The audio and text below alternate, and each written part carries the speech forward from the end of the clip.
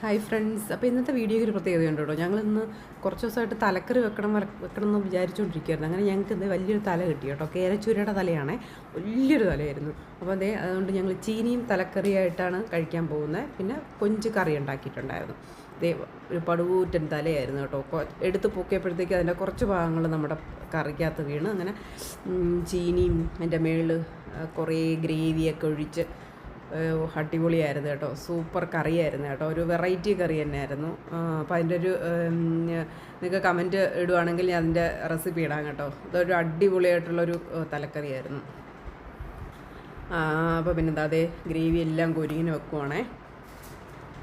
Gravy എല്ലാം വെച്ച് ഞങ്ങളെല്ലാവരും കൂടി ഒരു പിടി പിടിച്ചു. ഒന്നും പറയാനില്ലായിരുന്നു, അത്രത്തോളം ടേസ്റ്റ് ഉണ്ടായിരുന്നു കേട്ടോ.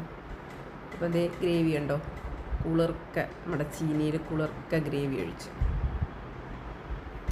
പിള്ളേരൊക്കെ അതിൻ്റെ ഇടയ്ക്കൂടൊക്കെ തോണ്ടി കഴിക്കുന്നുമുണ്ട്. അങ്ങനെ അതേ തലയൊക്കെ അതിനകത്തോട്ട് ഞങ്ങളിട്ട് ഞങ്ങളെല്ലാവരും കൂടെ ഇങ്ങനെ കൂട്ടം കൂടിയിരുന്ന് കഴിച്ചു. സൂപ്പറായിരുന്നു.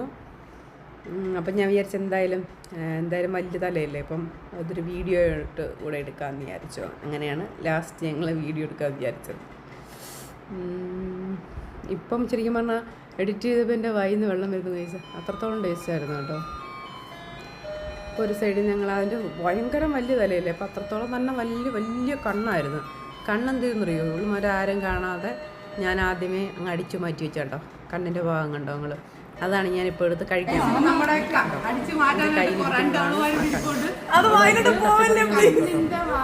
ഞാൻ പറഞ്ഞു കുറച്ച് കഴിച്ച് ഞാൻ തിരിച്ചു തരാം, കുറച്ച് ബാക്കി തരാമെന്ന് പറഞ്ഞു. ഞാൻ എന്ത് ചെയ്തു, അങ്ങോട്ടോ മേടിച്ചു. അവളവരെല്ലാം കൂടെ എന്നെ പ്രാവി തന്നു.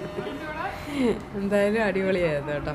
അതിൻ്റെ കൂടെ ചീനിയൊക്കെ ഞാൻ ഗ്രേവിയിൽ മുക്കി കഴിച്ചു. സ്വർഗ്ഗമെന്ന് പറഞ്ഞാൽ മതിയല്ലോ, അടിപൊളിയായിരുന്നു.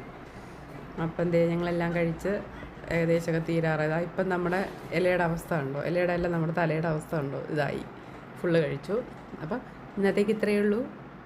നിങ്ങളിതുപോലെ തലക്കറിയൊക്കെ വെച്ച് കഴിക്കാറുണ്ടോ? കമൻറ്റ് ചെയ്യാം കേട്ടോ. അപ്പോൾ ഇന്നത്തേക്ക് ഇത്രയേ ഉള്ളൂ. Love you and by.